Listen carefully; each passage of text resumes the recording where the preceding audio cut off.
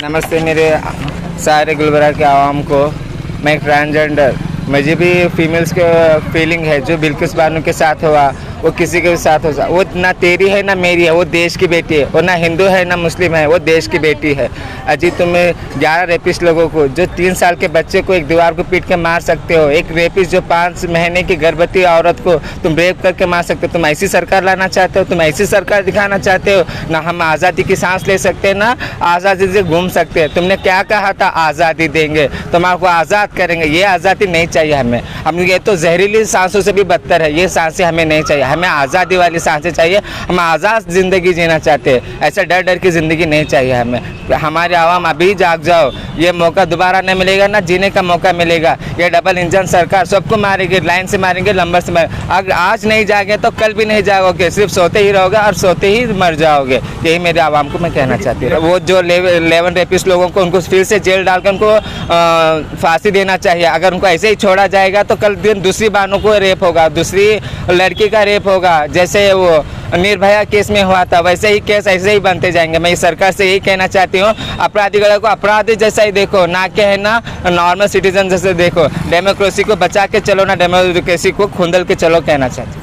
आज गुलबर्गा में बिल्किस बानो के जो मुजरिमों को रिहा किया गया, इसके ख़िलाफ़ CPIM के जानिब से और मुख्तलिफ़ ऑर्गेनाइजेशंस की जानिब से एक गुलबर्गा DC ऑफ़िस पर एहतजाज रखा गया। ये जो बिल्किस बानो के मुजरिमों को और उनके घर वालों के कातिलों को जो ये BJP गवर्नमेंट ने रिहा किया है, ये इस मुल्क के तारीख़ में एक सबसे बड़ा काला धब्बा है।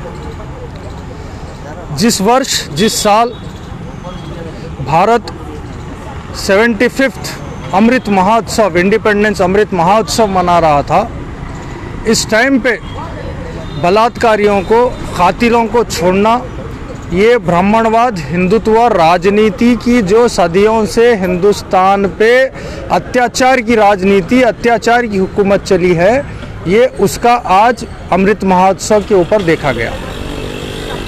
ब्राह्मणवादियों को तो अमृत उत्सव में अमृत मिल गया और इस देश की जनता को जहर दिया गया। इस देश की जनता को और इस देश पे आज अंतर्राष्ट्रीय स्तर पर शर्मिंदा कर दिया गया।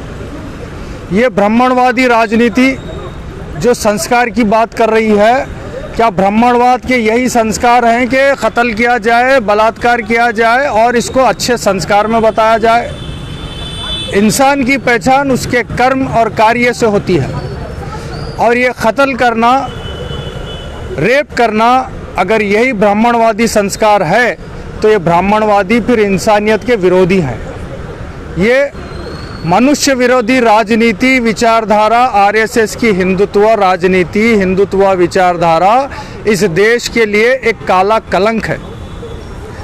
हम आज एहतजाज कर आज प्रोटेस्ट कर यही डिमांड कर रहे हैं कि जो बलात्कारियों को, जो कातिलों को रिहा किया गया है, इन हरामजादों को, इन बलात्कारियों को वापस से जेल में डाला जाए।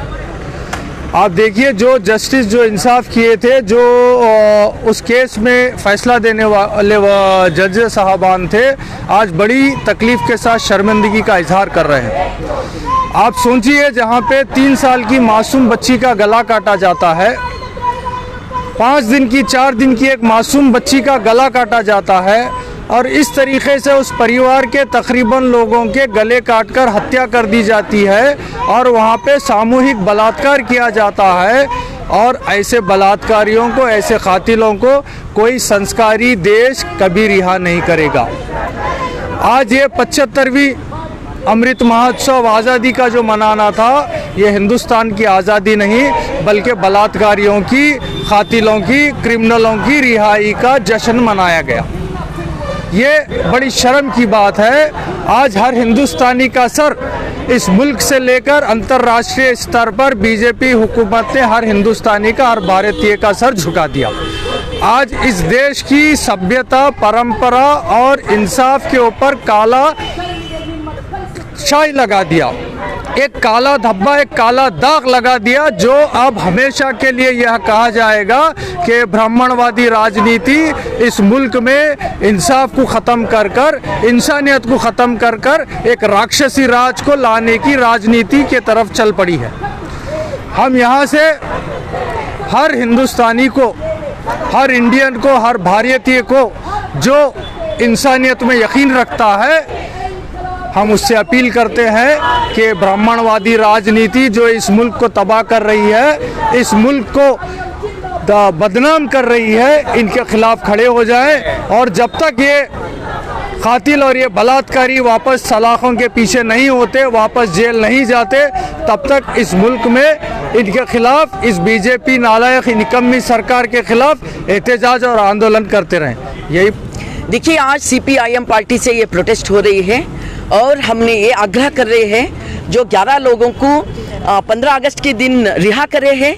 कौन है वो लोग? वो लोग अत्याचार करे सो है, बिल्किस बानो के ऊपर मासिव रेप करे सो है 22 बार, और उनके 3 साल बच्ची को मार डाले सो है, उनके सामने, माँ के आंखों के सामने उनके घर के सभी सदस्यों का हत्या करे सो है। उन सभी लोगों का ये सन्नड़ता है, अच्छा भी है, इसीलिए आज का बीजेपी गवर्नमेंट उनको रिहा करे है। हम इसका कड़ी विरोध करते हैं और गुजरात का सरकार, सेंट्रल गवर्नमेंट का जो डिसीजन था उसका खिलाफ उन्होंने गए हैं और इन 11 लोगों को रिहा ही नहीं करे। बीजेपी का MLAs बताते हैं कि वो ब्राह्मण है, अच्छा संस्कार है। क्या संस्कार है? रेप करने का यही संस्कार है और मर्डर करने का संस्कार है। हम इसका कड़ी विरोध करते हैं। ये नहीं चलेगा इस देश में अगर चलेगा तो हमारे संविधान चलेगा, डेमोक्रेसी चलेगा, आपका ये सर्वाधिकार नहीं चलेगा। ये जो मर्डर का कल्चर है, रेप का कल्चर है, हम इसका कड़ी विरोध करते हैं। इसीलिए हम आग्रह कर रहे हैं जो 11 लोगों को रिहा कर रहे हैं, उन लोगों को आप जल्द से जल्द अरेस्ट करो